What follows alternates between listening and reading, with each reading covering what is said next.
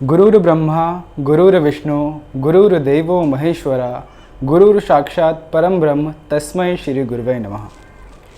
श्रीमती लीलावंती सरस्वती शिशु मंदिर टैगोर गार्डन विद्यालय से योगाचार्य रोशन पाठक मैं आप सभी का तहे दिल से आप सभी को नमस्कार करता हूँ। आज फिर से योग शिक्षा से संबंधित एक विषय मैं आपके बीच में लेके आया हूँ ताकि समय समय पर योग शिक्षा के माध्यम से आपका ज्ञान वर्धन होता रहे। और आज का जो हमारा विषय है वो बहुत ही महत्वपूर्ण विषय है और मुझे लगता है कि आप उसके बारे में ज़रूर जानना चाहेंगे। तो आज का जो विषय है वो है the right way to inhale and exhale, यानी कि श्वास लेने और श्वास छोड़ने, श्वास और प्रश्वास करने का सही तरीका क्या है, आज हम वो जानने की कोशिश करेंगे। अक्सर सामान्य जनजीवन में हम इतने व्यस्त हैं कि हमें पता ही नहीं होता कि श्वास प्रश्वास की गति कैसी है, श्वास हम ले रहे हैं या छोड़ भी रहे हैं, उसके बारे में सही मायने में हम पूर्ण रूप से सजग नहीं होते। क्या आप सभी को पता है कि एक मिनट में सामान्य श्वास प्रश्वास कितनी बार हम लेते हैं? एक मिनट में कम से कम 17 से 20 बार हम श्वास प्रश्वास लेते हैं एक मिनट में। तो एक घंटे में हम कितनी बार लेते होंगे और 24 घंटे में हम कितनी बार श्वास प्रश्वास लेते होंगे, इसके बारे में हम सोच सकते हैं। लेकिन क्योंकि हम अपनी श्वास के प्रति सजग नहीं रहते तो हमें इस बात का पता नहीं चलता। लेकिन इसी बीच में हमें ये भी नहीं पता कि सही प्रकार से श्वास प्रश्वास यानी कि श्वास को कैसे लिया जाए और श्वास को कैसे छोड़ा जाए। तो आज इसको जानते हैं। सबसे पहली चीज़, कुछ लोग ऐसे भी होते हैं जो नासिका से श्वास तो लेते हैं और मुख से श्वास छोड़ते हैं, यानी कि नॉस्ट्रिल से इनहेल किया और मुख से श्वास को बाहर छोड़ दिया।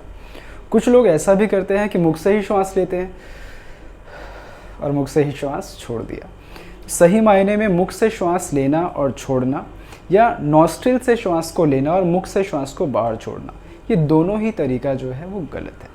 अगर आप मुख के माध्यम से श्वास लेते या छोड़ते हैं तो उससे हमारे बॉडी में एक बहुत ही इम्पॉर्टेंट ग्लैंड होता है जिसको हम थायराइड ग्लैंड कहते हैं, उस पर अच्छा प्रभाव नहीं पड़ता।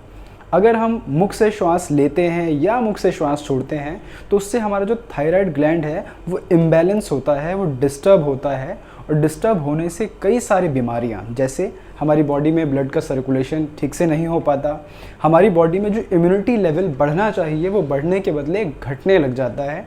इसके अलावा शरीर के अंदर जितनी एनर्जी कंज्यूम होनी चाहिए, बॉडी को जितनी ऊर्जा मिलनी चाहिए, उससे ज़्यादा ऊर्जा खर्च होती है अगर हम मुख के माध्यम से श्वास लेते हैं या छोड़ते हैं। तो ऐसा हमें बिल्कुल नहीं करना चाहिए। और थायराइड ग्लैंड अगर बिगड़ जाए तो उससे और भी कई बीमारियां होने की संभावनाएं होती हैं। अक्सर जिन लोगों को थायराइड की प्रॉब्लम होती है उनकी एक पहले ही एक प्रॉब्लम ज़रूर होती है, वो ब्रीदिंग की होती है कि उन लोगों को पता नहीं होता कि सही से श्वास प्रश्वास कैसे लिया जाए।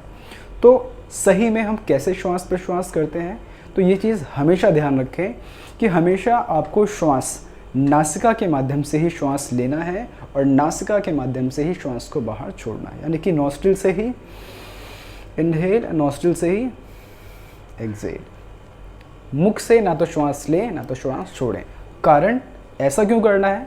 तो जब हम नॉस्ट्रिल से श्वास लेते हैं तो आपको पता है कि जितना भी डस्ट होता है, हम जब श्वास लेते हैं तो हमारे सराउंडिंग में जितना भी डस्ट होता है वो नॉस्ट्रिल्स, जब हम ब्रीद इन करते हैं तो वो डस्ट भी अंदर जाता है। लेकिन आपको पता है कि हमारे नॉस्ट्रिल्स के अंदर चारों तरफ बाल होते हैं, उनका काम क्या होता है? वो डस्ट को बॉडी के अंदर जाने से प्रोटेक्ट करते हैं, ठीक है। लेकिन अगर हम नॉस्ट्रिल से श्वास लें तो जो डस्ट है वो अभी बालों में रुक जाता है और जो हमने इंटेक किया, ऑक्सीजन का इंटेक किया, वो अंदर हो गया। लेकिन अब श्वास लेने के बाद अगर हम मुख से श्वास बाहर छोड़ेंगे और फिर से दूसरी बार फिर से हमने नॉस्ट्रिल से श्वास को भरा तो इससे क्या होगा? ऐसा करते करते करते वो जो डस्ट है, जो डस्ट के पार्टिकल्स हैं वो बॉडी के अंदर प्रवेश कर जाएंगे।